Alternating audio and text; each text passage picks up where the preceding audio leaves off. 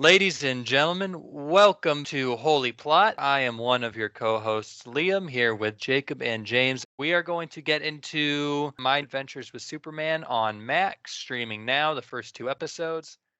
To start us out, Jacob, how about you take us into My Adventures with Superman? All right, this show has kind of been on the Warner Brothers docket for a long time now. I forget what year it was, but it was at least a couple, if not like three, when they announced the show along with a Batman show, which still is yet to be released. And due to the whole WB shakeup, it's just kind of been kicked down the road.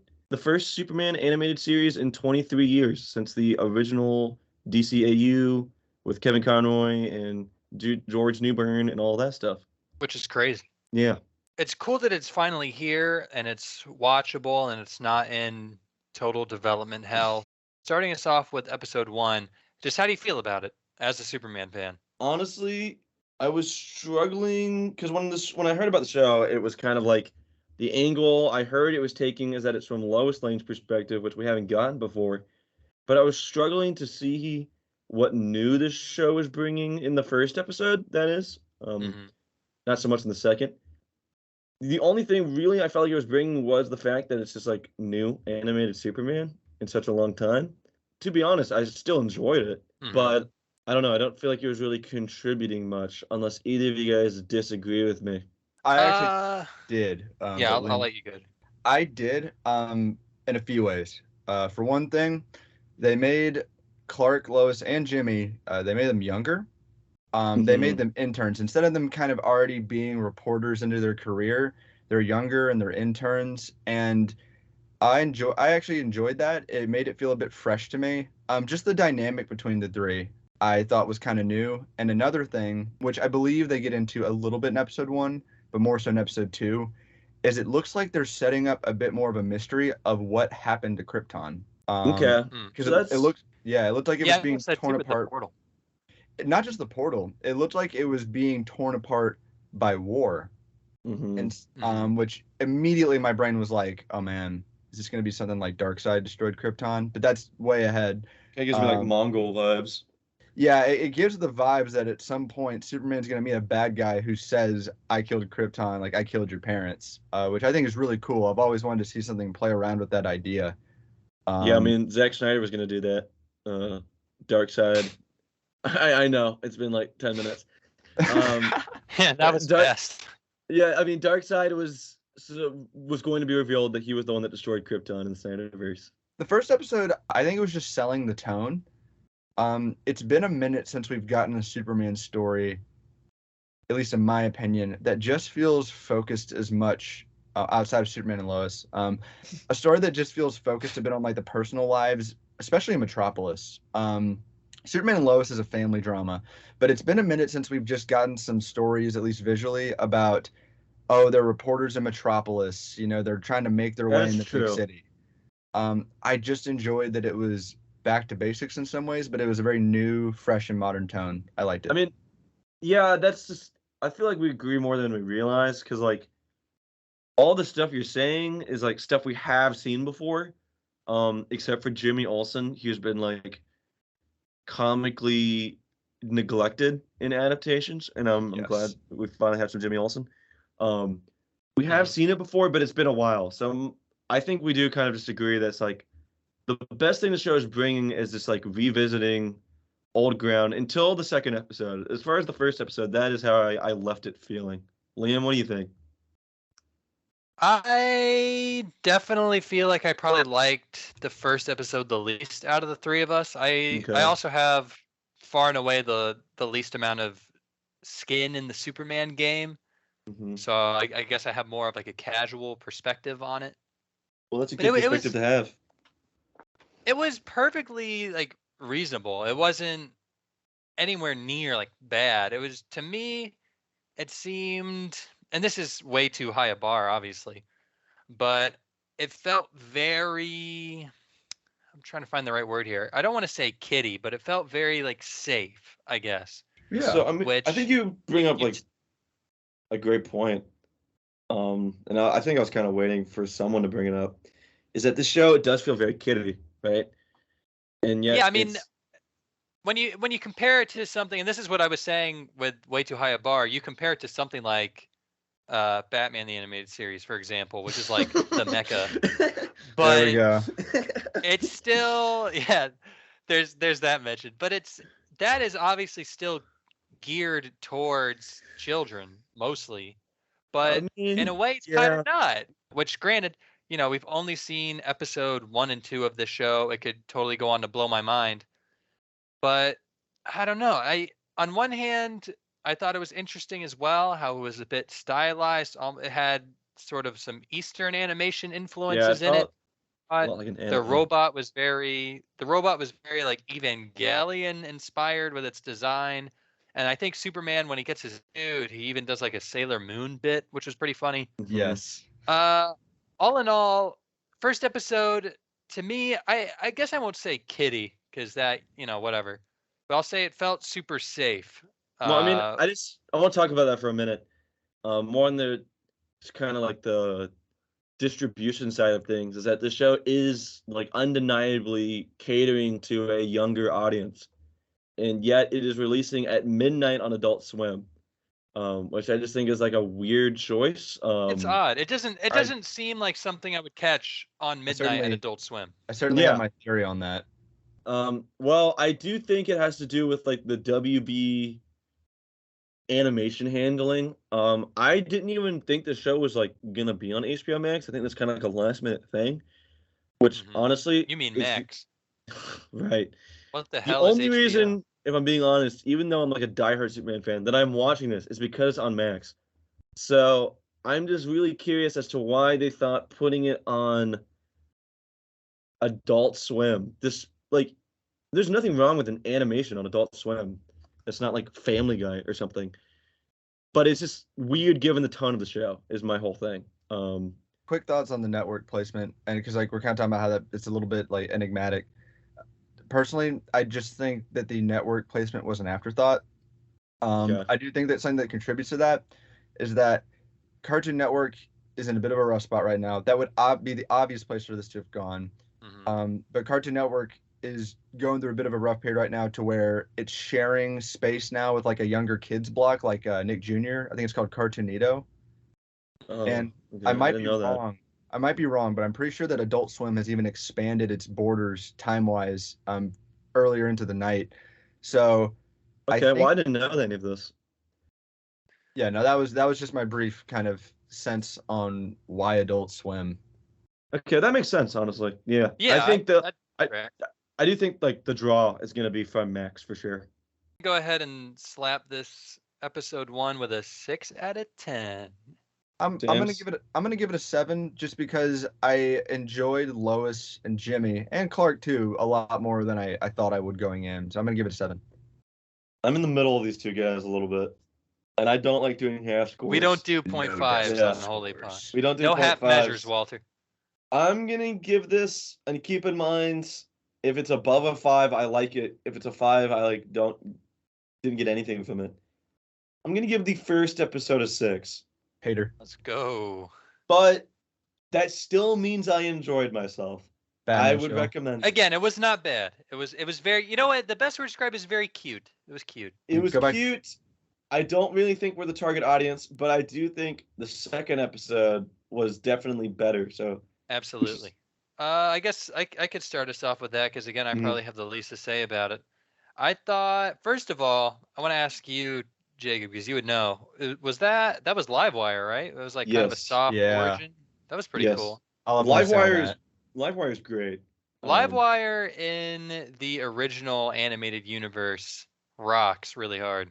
Yeah, I'm very glad because I knew Livewire was going to be in this going into it. I did I did not.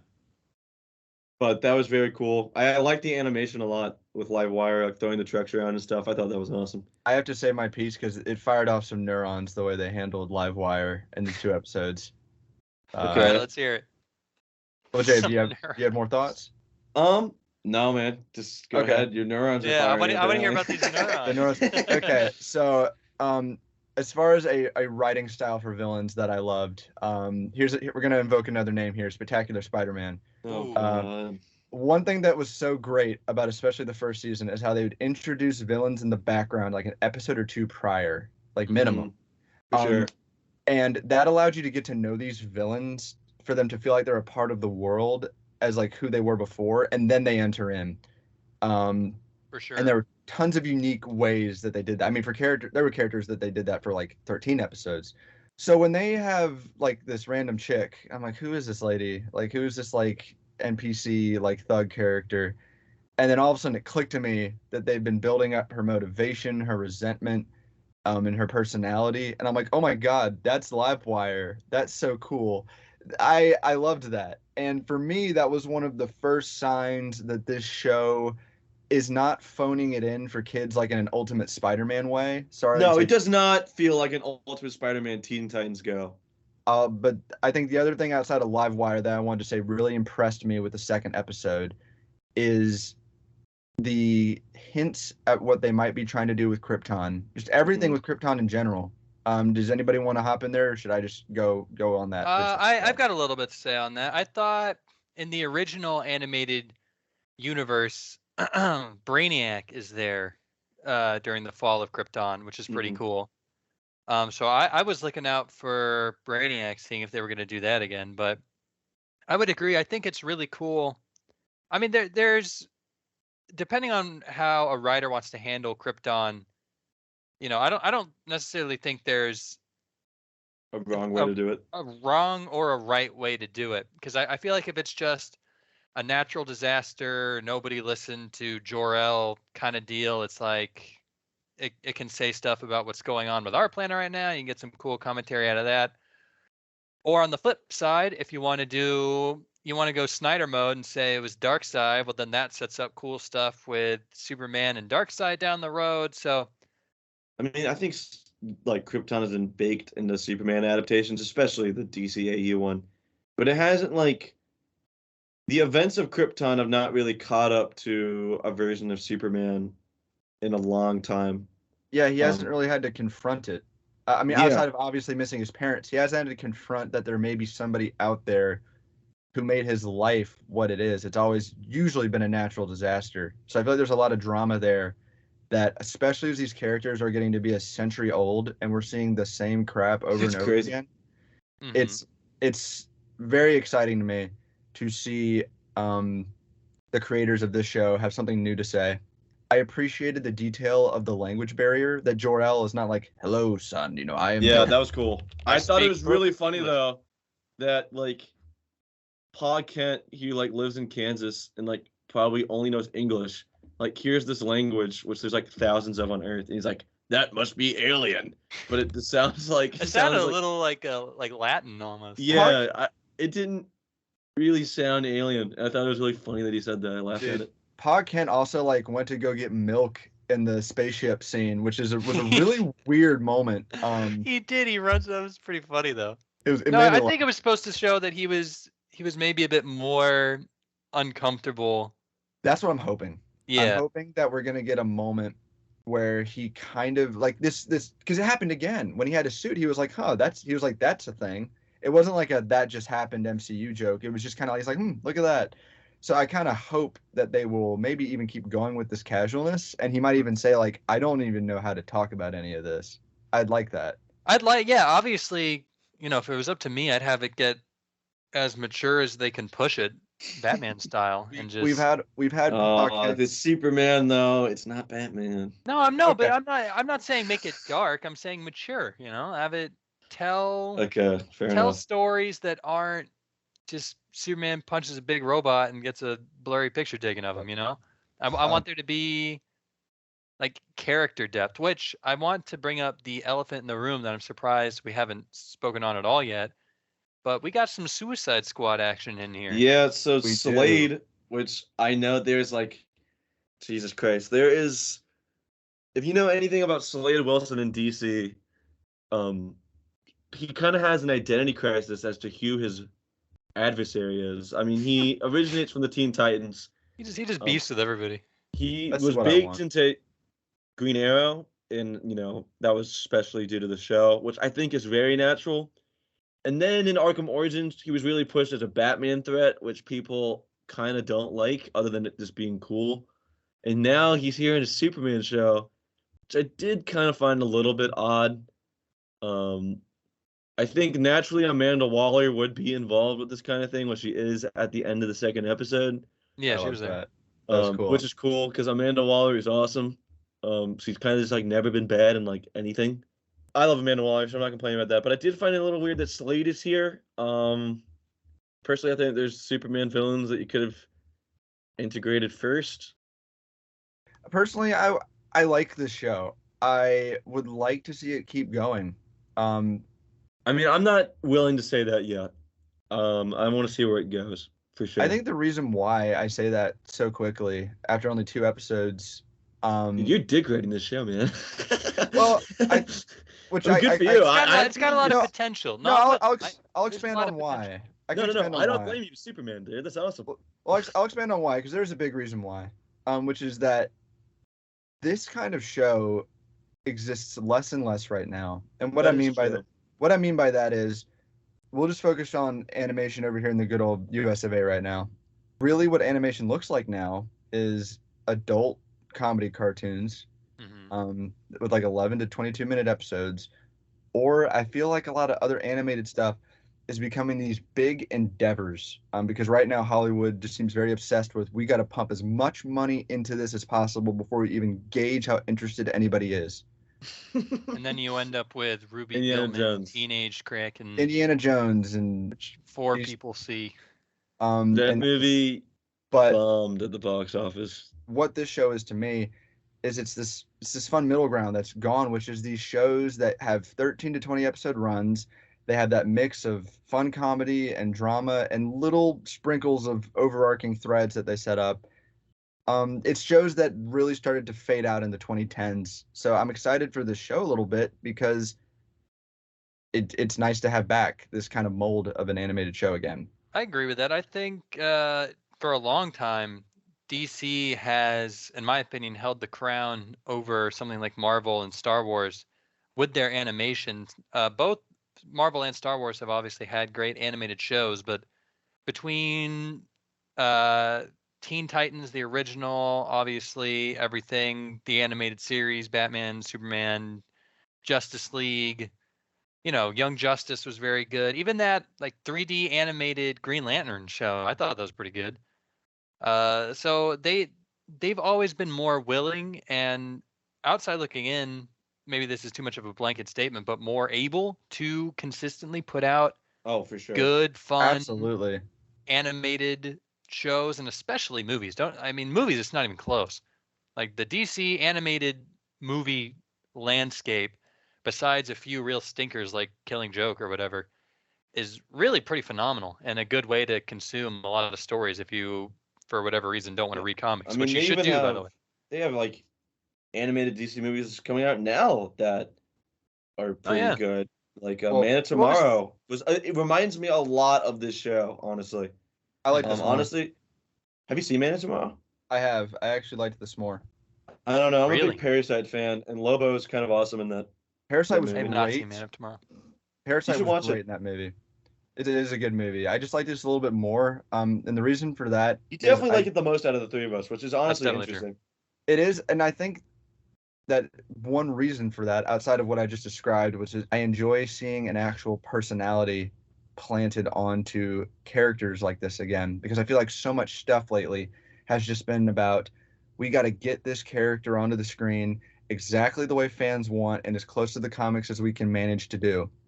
I Yeah. feel like less and less you get stuff now where you feel like it is somebody's spin on the character. Yeah, this show felt like it was interpreting a lot about Superman, which that was where I could gain the most enjoyment. I totally agree with you. I Well, think an this- interesting thing about it is that we get to see in this one, if you go to something like even like the Christopher Reeve movies, where Clark Kent seems outside looking in that he's very like bumbling and sort of ditzy or whatever. Hmm. And it leads to the horrible, horrible misinterpretation that, in Kill Bill, where Clark Kent is Superman's critique on the human race. I think that's the line. Yeah. Whereas in this, you start with Clark, you spend sort of like a day in Clark's shoes, and you see like, no, that's just Clark. That's sort of how he acts. And it was interesting to me to see it was less of a secret identity switch kind of thing and more just you could tell that he was maybe a bit more confident and feeling more Himself. able or more himself when he was doing Superman stuff, but he was still very much so Clark Kent, which is What? very, very Well, important to get in your I think Superman this adaptation. setting up his character arc, which is definitely like a theme that they're establishing at the beginning, is like he's trying to figure out who he is, and I definitely think his arc is just going to be that he's like he needs to look inwards instead of outwards, you know. That's kind of starting to wrap up what I have to say. Other than, I really enjoyed Lois. I enjoyed her sense of humor. I enjoyed the character flaws they gave her. I think everything mixed very well. She wasn't annoying to me. One thing I liked is that this show continued the, in my opinion, improvement of the character's dynamic, which is that Lois falls in love with Clark and not Superman. I think I like that. It's better. Mhm. And I like Superman it. and Lois is what started that, or at least what modernized it. And this show is continuing that, which I think hopefully will become the norm. I think the best way to wrap up this show for me, Yeah. I think that it was a cute, serviceable, if a little kiddie introduction into the character of Superman with a ton of potential. And for that reason, I'm going to give episode 2 a 7 out of 10, and I will be watching the next one. I'm gonna give episode 2 an 8 out of 10.